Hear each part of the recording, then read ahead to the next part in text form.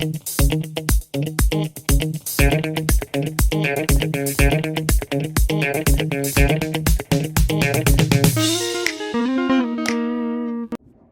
there, it's me again.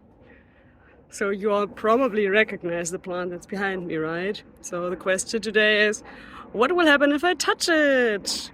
Although that one is too easy, right? So let's look at another question that might be a little bit more interesting.